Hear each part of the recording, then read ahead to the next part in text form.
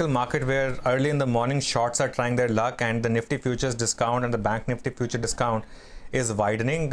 Now keep in mind the support comes way lower, the level that we spoke about, 97.30 thereabout. So between now and then, perhaps at any point if the market gives you stability is where I would expect perhaps some kind of short covering. But HDFC Bank has started to weaken a little bit, so just keep an eye on that. As I said, HDFC Bank and HDFC, that these two stocks normally decide whether the markets turn or not.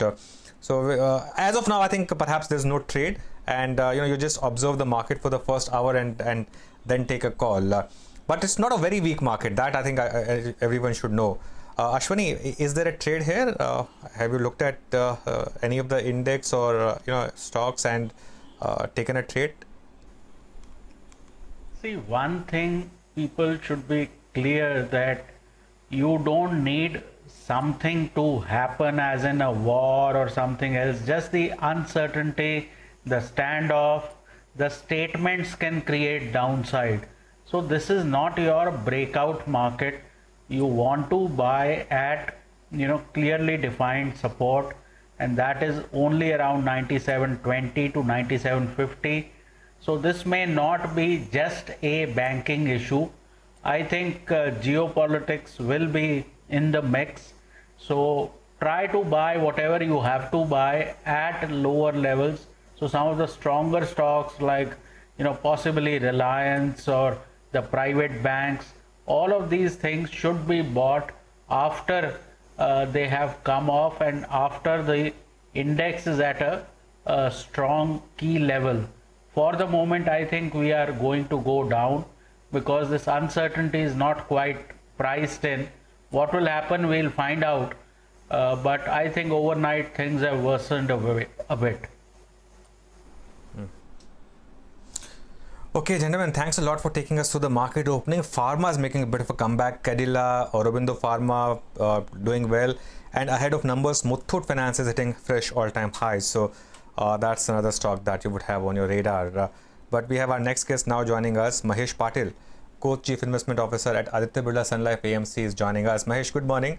Thanks a lot for joining us. This month has been very strong for the broader market. The mid cap index is up 8%, the small cap index is up 10%. Your thoughts on whether this repairing of the portfolios that we have had for last 2 months after that March damage has still some room, or do you think now the market's once again reaching stage where it's vulnerable? Yeah, so I think clearly, I think the sharp fall what we saw in the March, brought down everything, right? The large caps also and the so-called stocks, quality stocks also corrected. And we've seen a good bounce back since then. Initially it was the large cap names and the frontline stocks which bounced back. But I think as the market globally also, we've seen that there's been significant rebound and there's a confidence that the market is kind of bottoming out. So we have created a bottom of what we saw in the month of March. That's the general feeling.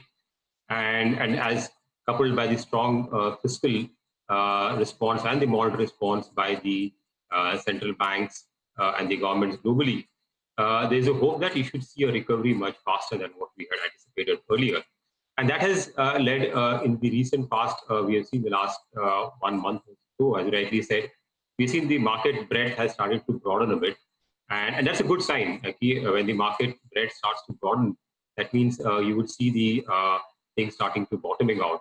And if you look at the Nifty equal weight index, that's a good indication of seeing how the breadth is, or even the equal weight BSE 200 index. That started to outperform the normal Nifty. And I think that is also a reflection of the fact, to some extent, that we've seen the retail participation being fairly good in this period. Globally also, we've seen a lot of retail investors probably sitting at home trying to dabble into the market, and retail volumes have surged like anything.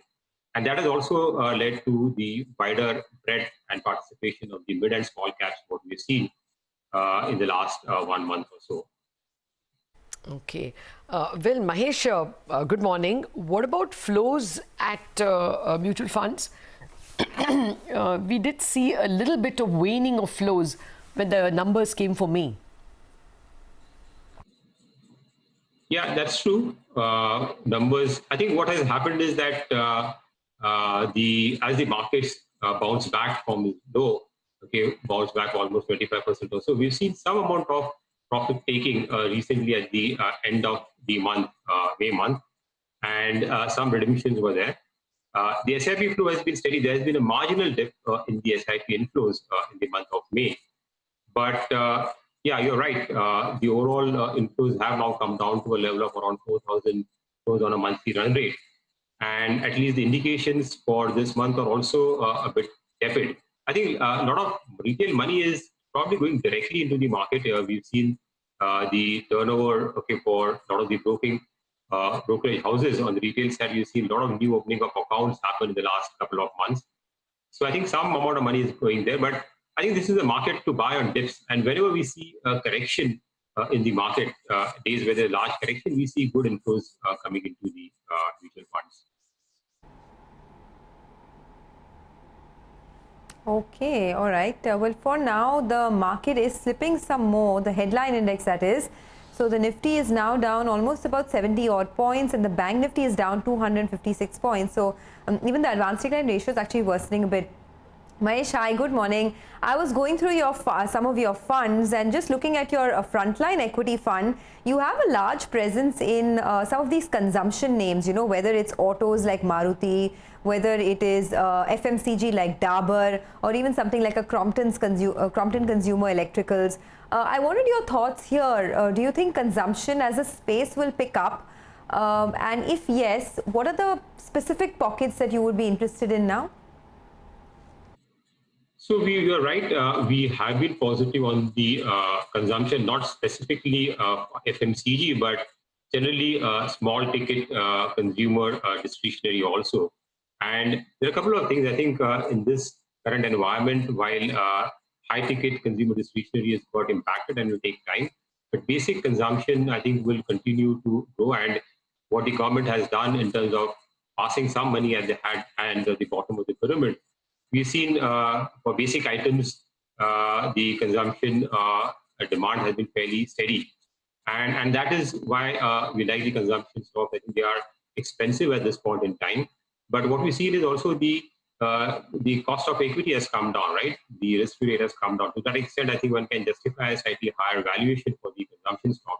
And this kind of environment where there is still about uncertainty in terms of how the demand will pick up, we like this stock from a longer term perspective. Obviously, we don't see very large returns in this name. But on the other hand, the consumer discretionary names, like, for example, whether it is the auto sector or whether it is in the consumer durable space, there we see demand revival coming back, say in the second or third quarter. And there it is much of a structural story there, especially in consumer durable, where the penetration levels are still fairly low. And we're seeing some of the larger players over there benefiting during this crisis, gaining market share from the unorganized sector. So that trend will continue. And in the auto sector also, I think we are seeing last 2 years, 1.5 years has been pretty weak. Volumes have been low. We have gone through the BS6 transition. And also post this crisis, the move towards from shared mobility to personal mobility, I think would put a decent revival in the sector. And again, some of the leaders there have got strong balance sheet, good cash flows. So I think they should be able to come back to profitability much sooner. And many of these companies have got a lot of work on the cost side.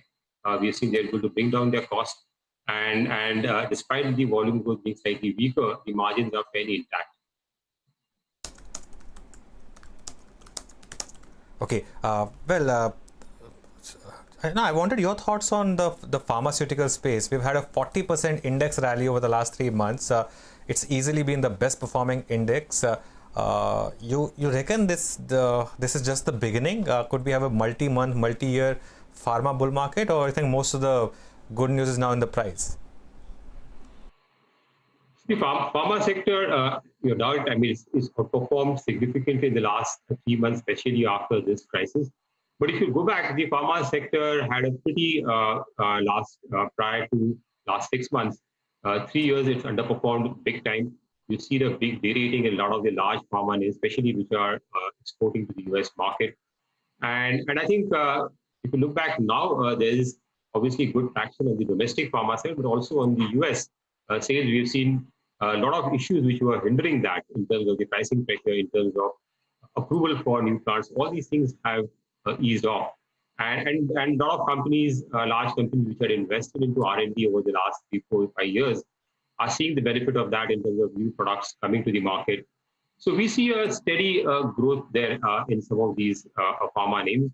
Arguably, their valuations are now probably fairly priced, all these stocks. But as we think it's going to be not just a one-year report, but more of a multi-year kind of run in the pharma sector.